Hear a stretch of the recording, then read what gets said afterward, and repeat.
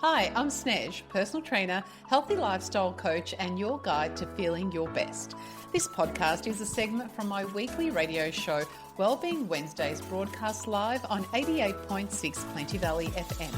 It's all about sharing real, practical tips to help you move more, eat better, and live healthier without the overwhelm. Let's dive in, shall we?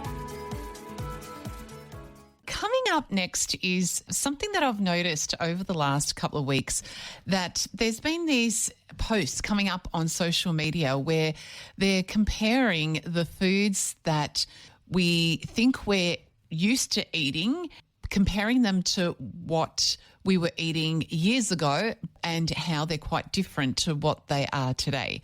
So it's like those posts where it's, well, I was eating this when I was a kid and there's nothing wrong with me today. And just wanting to have a look at what was really fascinating, there was some interesting ones that listed the ingredients of something like Gatorade, for example, what it was back then and what it is today.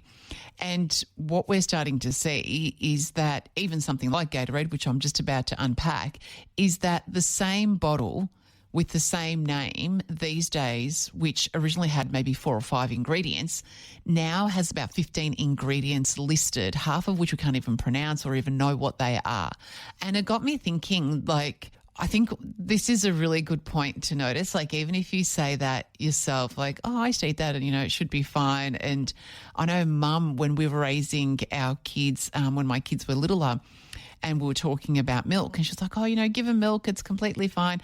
And we had that discussion that milk today is not what milk used to be, or especially not the milk that she was consuming, milk straight from the cow in the village in Macedonia. So it got me thinking, I really would love to share this, because I'm going to unpack what's actually changed, but what you can also do about it. Because the truth is that the food that we're eating today, it isn't the same. It's not even close to what we were. And it's another cap for me, another feather in the cap of sticking to making sure that you are reducing as much processed food as you can, and just encouraging you to do that. So let's have a look at what has actually changed.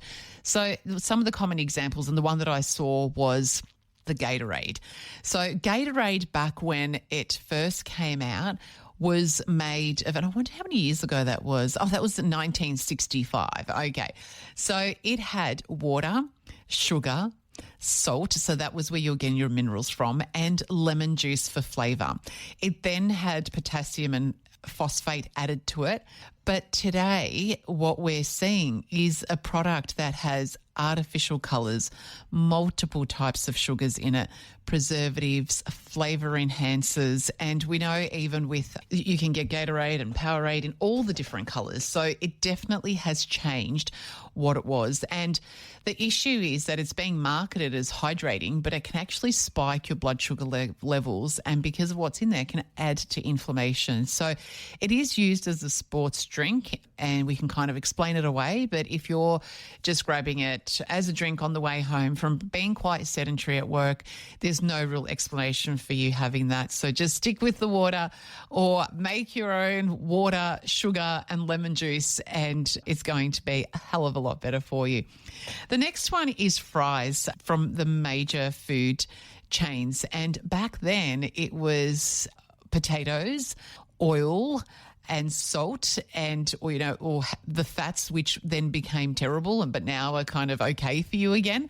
So it was very simple ingredients, whereas today, some of the things that we can find in these heavily processed fries, we still do find potatoes, but there is a vegetable oil blend. There's natural beef flavours which contain wheat and milk derivatives. There's anti-foaming agents. There's dextrose.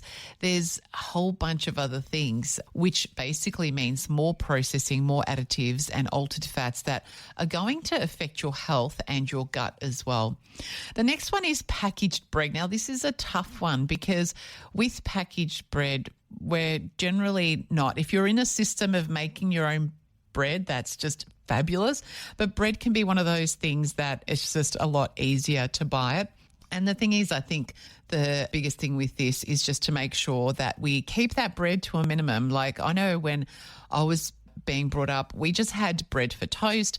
We'd have bread for lunch in terms of sandwiches.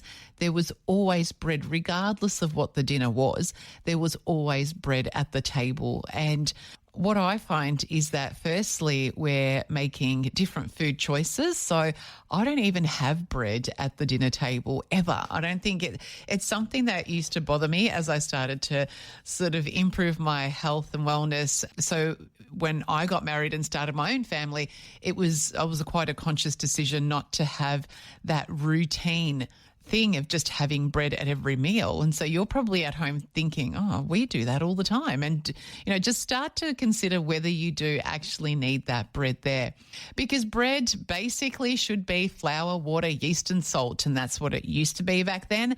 Nowadays, there's emulsifiers. Again, there's preservatives, there's added sugar, there's soybean oils, there's different conditioners in there to make that bread soft.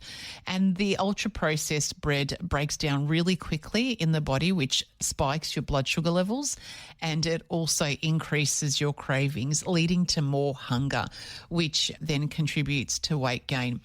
So a way to work through the bread situation is try to buy more quality choices of bread, and you can check that. We'll go through this in a minute, but you can check that by looking at the ingredients list and just seeing what it's made up of, and doing little things like last night. I should probably post this recipe as well, but last night we had a dish that was just a chicken and veg, and then I had cooked mushrooms, and there was salad, and there was sort of sides of veggies, but I just knew for the boys they would probably need some form of carbohydrate in there. I didn't have potatoes at home. So there's this fantastic Jamie Oliver recipe, which is a flatbread recipe, and it's basically flour with Greek yogurt, and you just mix it in, make it into a dough, roll it out, and you just put these little discs of sort of little, I made them quite small, but you can make like a whole pan-sized flatbread, and you basically put it in the pan, in a dry pan, no oil on there, and let it cook on one side and the other side. It was so super simple. I made that while things were cooking and I was waiting for the chicken to finish cooking. I was able to just make it and have that going on the side as well. So definitely you can make your own when you can, but also keeping bread to a minimum and just thinking about different types of grains. So you might find that for breakfast, rather than having toast, you might lean more into oats or muesli, that sort of thing. And then you might have it for lunch, but then dinner we traditionally do lots more vegetables. We do rice, or we might do pasta, or we might do potato, but we will never add that bread into those dishes. When I've got a form of carbohydrate in the dinners, I'm definitely not adding any extra through bread.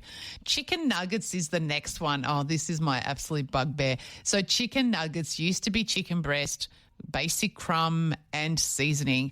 Now it's called chicken slurry, whatever that is, fillers, there's starches, artificial flavors, multiple oils, and it's often less than 50% actual chicken and more like a chemical soup, which is really terrible, but it paints a good visual, I think. So the other one is instant noodles. Okay, back then they were simple soup noodles. Now there's the added MSG, palm oil flavor enhancers, really high in salt and highly addictive combination of salt, sugar and fat that really messes with our feeling of satiety, keeps us feeling hungry. Now, why does it matter? So highly processed foods change the way that our bodies feel and the way that we feel hunger and satiety. And there's a direct link between that and over-consuming. That food noise that we always talk about does come from these different foods that you might be consuming.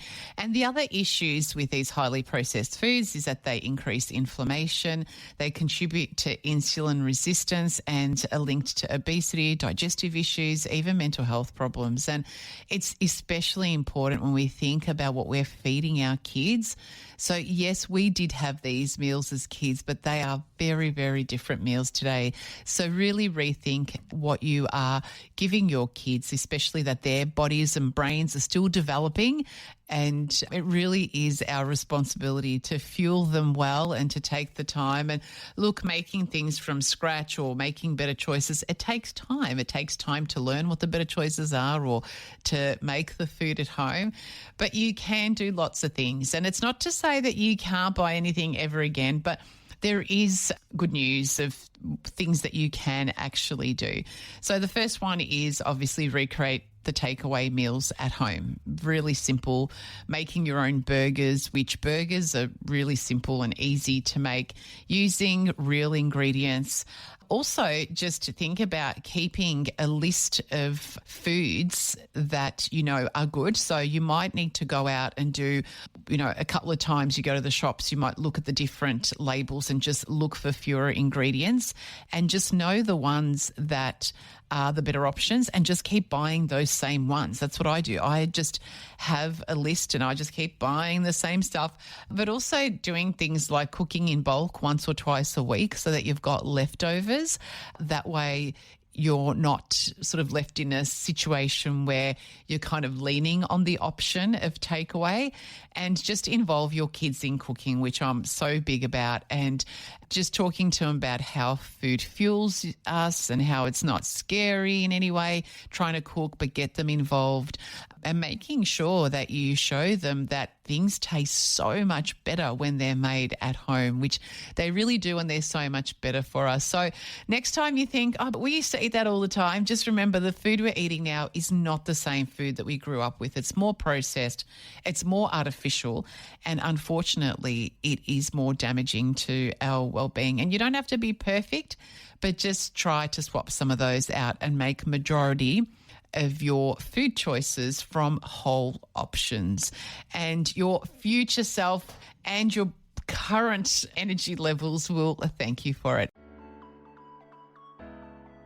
Thanks for joining me on this segment from Wellbeing Wednesdays, as heard live on 88.6 Plenty Valley FM. If you enjoyed this episode, share it with someone who might find it helpful and subscribe so you never miss a show. Want to catch the live broadcast? Well, you can tune in Wednesdays from 12 till 2 p.m. on 88.6 Plenty Valley FM, or find my info on Wellbeing Wednesdays with Snez, the Facebook group. Take care, stay healthy, and remember, it's the little choices every day that create big changes. Talk soon.